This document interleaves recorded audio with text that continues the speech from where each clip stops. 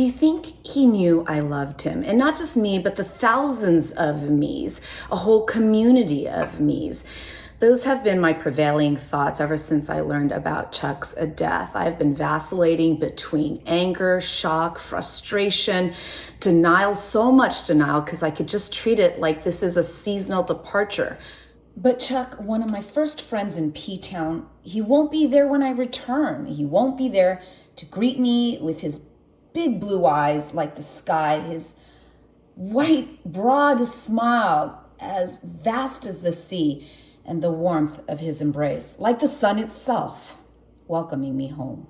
I don't remember all the fun we had. I can't write down and recall all of the details. I just can feel the peals of laughter that we shared. I keep trying to type out the notes and recall all of the inside jokes we had, but they just don't even make sense when I try to write them out.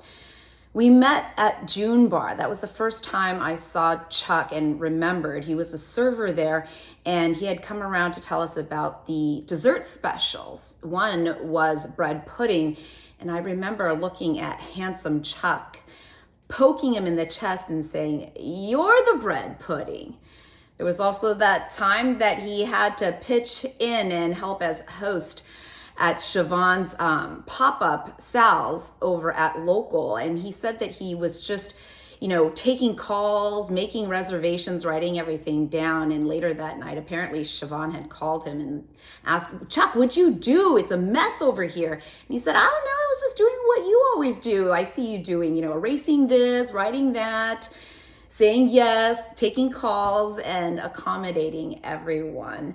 There was also this time we went to a birthday party and he told me to hide the good red wine that I had brought because he said those bees won't know what's good. And also when he feigned anger at Ryan when he arrived late to work at Liz's because Ryan was out there picking wildflowers. I'm just really at a loss for words. So much guilt that I have. It was because Chuck always took care of me. He included me in plans. He gave me these amazing reservations and made sure to keep some really good off-menu wine on the side because he knew I would really, really enjoy it the next time I came in to Liz's.